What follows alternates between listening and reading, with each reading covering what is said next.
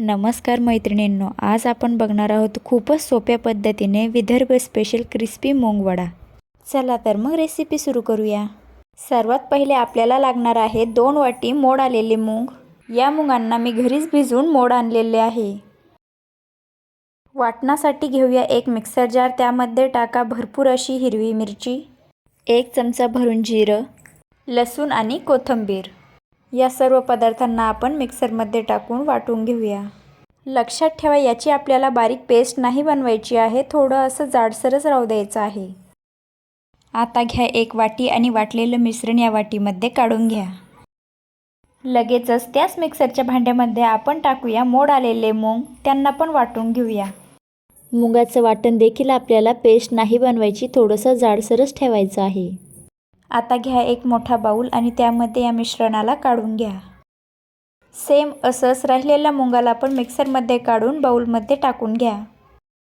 आता यामध्ये टाका अर्धी वाटी तांदळाचं पीठ, यामुळे मुंगवडे क्रिस्पी होतात। नंतर टाका 1 वाटी बेसन पीठ, तुमच्या चवीनुसार 1 ते 1.5 चमचा हिरव्या मिरच्याची चटणी। आपण टाकलेले सर्व पदार्थ वाटलेल्या मुगामध्ये मिक्स करून घ्या। पहिले पाणी न घालता सर्व मिश्रण एकत्र करून घ्या। वरतून टाका कापलेली कोथिंबीर, सोबतच 1 चमचा चवीनुसार मीठ, 1 चमचा पांढरे तीळ। आता आपल्याला हाताच्या मदतीने पाणी न घालता हे सर्व मिश्रण एकत्र करून घ्यायचे आहे। आवश्यकता वाटल्यास तुम्ही यामध्ये थोडंसं पाणी टाकू शकता। पूर्ण साहित्याचा आपल्याला एक असा घट्ट गोळा बनवून घ्यायचा आहे। या पिठाला आपल्याला 10 ते 15 मिनिटं रेस्ट द्यायचं आहे। चला पिठाला झाकून ठेवूया। इथे आपले 15 ते 20 मिनिटे झालेली आहे। तुम्ही बघू शकता पीठ खूप छानपैकी मऊ झालेलं आहे। पिठाला ठेवून देऊया आपण साईडला आणि घेऊया एक चॉपिंग बोर्ड। तुम्ही पोळपाटही घेऊ शकता, त्यावर ठेवा एक कॅरी बॅग। कॅरी बॅगच्या जागी तुम्ही स्वच्छ धुतलेला रुमालही वापरू शकता। कॅरी बॅगला थोडंसं तेल लावून घेऊया। तसेच मळलेल्या पिठाचा एक गोळा काढून घेऊया आणि त्याला गोल करूया। हातांनाही थोडंसं मी तेल लावून घेतलेलंच आहे। हा पिठाचा गोळा आता कॅरी बॅगवर ठेवून याला चांगलं थापटून घ्यायचं आहे। तुम्ही याला थापटण्यासाठी तेल किंवा पाणी दोघांचा पण वापर करू शकता। तुम्ही वड्यांना हवा तो आकार देऊ शकता। मी इथे मीडियमच ठेवला आहे।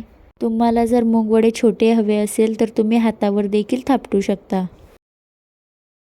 आता आपण पेटवून घेऊया गॅस आणि त्यावर ठेवूया एक पॅन। पॅन हलका गरम झाला की त्यामध्ये टाका तेल। मूगवडे तळण्यासाठी आपल्याला भरपूर असे तेल लागणार आहे। तेलाला चांगले 5 मिनिटे गरम होऊ द्या।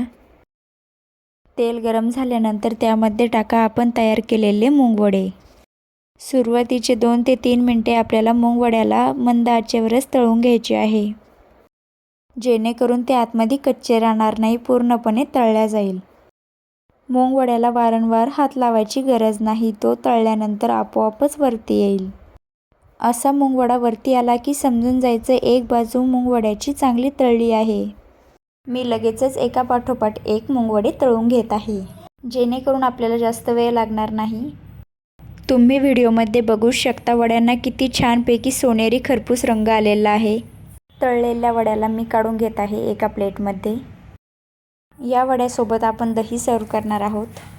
तुम्ही हिरवी चटणी किंवा सॉस सोबत पण याला खाऊ शकता। खूप सोपी आणि लवकर बनणारी ही रेसिपी आहे, एक वेळेस नक्कीच ट्राय करा।